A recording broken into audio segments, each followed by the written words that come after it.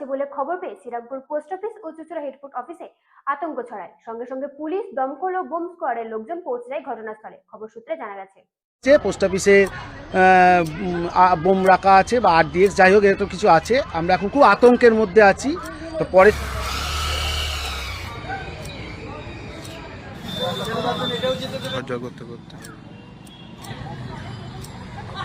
Mail এসছে কোনোভাবে যে এখানে হেডপোস্ট অফিসে নাকি বোম রাখা আছে, তাই পুরো বিল্ডিং খালি করে দেওয়া হয়েছে। এবং আদালতের পর এবার পোস্ট অফিসে বোমাতঙ্ক। চুঁচুড়া শ্রীরামপুর আরামবাগের হুমকির মেল। দুদিন আগেই রাজ্যের বিভিন্ন আদালতে আরডিএক্স উড়িয়ে দেওয়ার হুমকি দিয়ে ইমেল ঘিরে চাঞ্চল্য ছড়িয়েছিল। সে আতঙ্ক কাটতে না কাটতেই এবার বোমার হুমকি এলো পোস্ট অফিসে।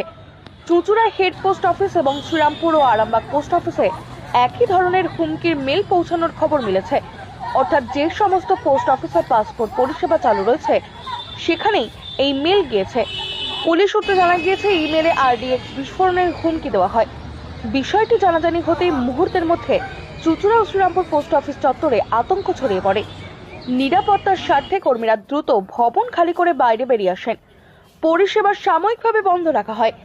শ্রীরামপুরে পোস্ট অফিস সংলগ্ন একটি বাচ্চাদের স্কুলেও বোমা সংক্রান্ত খবর পৌঁছয়। খবর ছড়িয়ে পড়তে অভিভাবকদের মধ্যে উদ্বেগ দেখা দেয়। অনেকে তড়িঘড়ি স্কুলে পৌঁছে সন্তানদের নিয়ে বাড়ি ফিরে যান।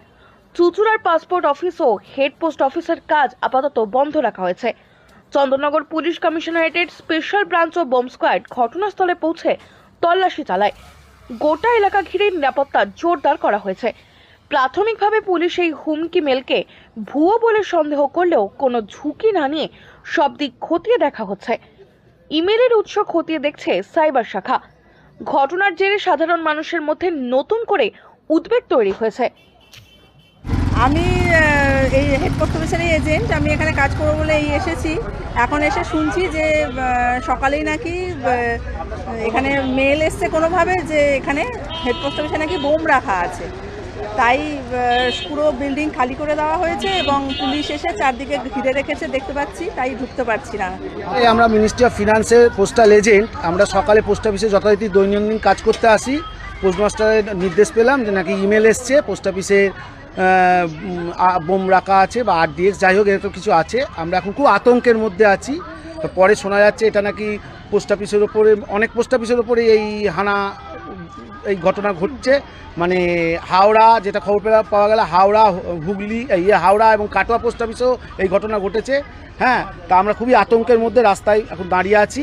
পোস্ট অফিসে এরকম বোমাতঙ্কে খবর এসে আমরা খুবই, হ্যাঁ, পোস্ট অফিস বন্ধ করে দিয়েছেন। মাস্টারমশাই সত্তর ব্যবস্থা নিয়ে পোস্ট অফিস বন্ধ করে দিয়েছেন। বোম স্কোয়াডের লোক হয়তো এসে গেছেন। এখন পুলিশ বাহিনী এখন ওনাদের গার্ডে আমাদের পোস্ট অফিস চলে গেছে। এখন আমরা রাস্তায় দাঁড়িয়ে আছি।